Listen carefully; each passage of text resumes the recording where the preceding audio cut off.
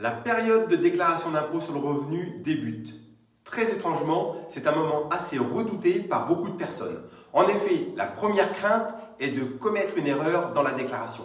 La seconde crainte est de payer trop d'impôts. Bien souvent d'ailleurs, la première crainte est liée à la deuxième. Étonnamment, cette notion de payer trop d'impôts est libre à chacun, car il n'existe pas de seuil officiel à partir duquel on paye trop d'impôts. Certaines personnes ne veulent rien payer et d'autres sont imposées à plus de 45% et ne sont pas gênées de payer plus. Dans cette vidéo, je vous donne 6 conseils pour bien préparer votre déclaration d'impôt.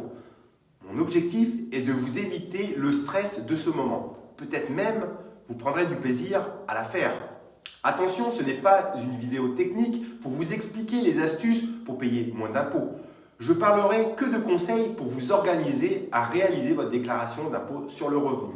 Je suis Yannick Alouche, fondateur de Novalliance Expertise Comptable. Pensez dès maintenant à vous abonner pour être à jour de mes dernières vidéos. Commençons par mon premier conseil. Regroupez l'ensemble des documents communiqués par les organismes pour vous aider à déclarer vos revenus. Je pense aux imprimés 2561 envoyés par votre banque et assureur. Vous pourrez contrôler les sommes transmises par ces organismes à l'administration fiscale. Elles sont généralement déjà reportées sur votre déclaration. Votre employeur vous a peut-être transmis un récapitulatif des sommes qu'il a déclarées à l'administration fiscale. Sinon, retrouvez cette information sur le dernier bulletin de paye de l'année.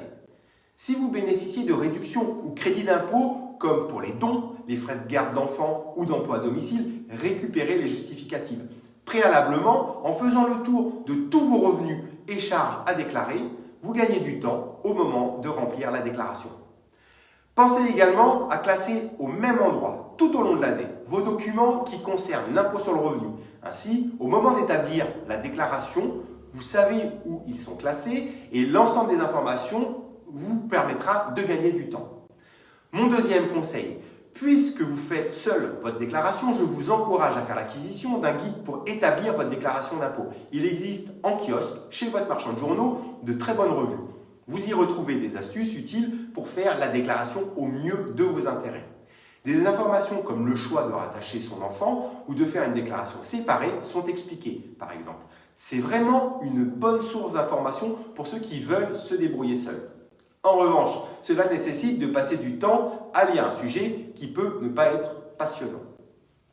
Mon troisième conseil, ne vous trompez pas de catégorie de revenus.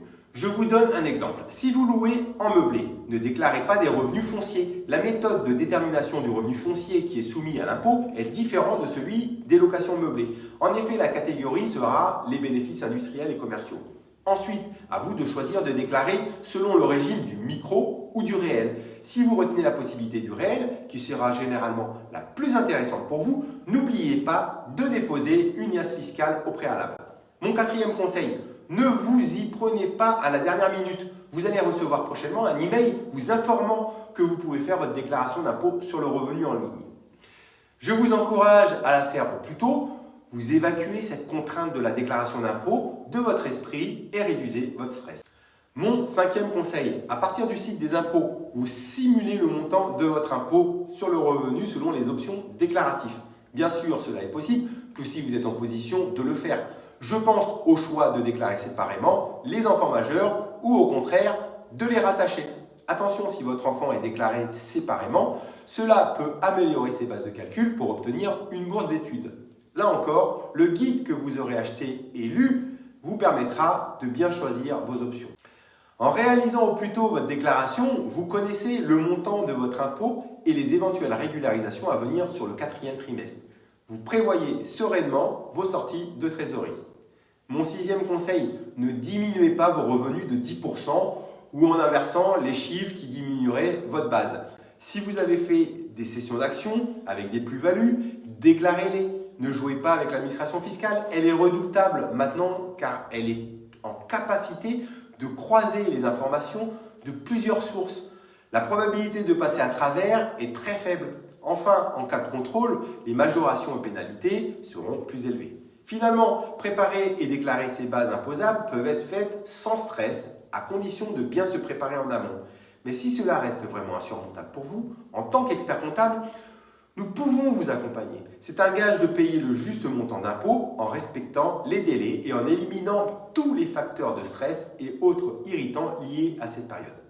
Vous avez apprécié cette vidéo? Merci de la liker et de la partager. À bientôt pour une nouvelle vidéo utile pour la gestion de votre entreprise.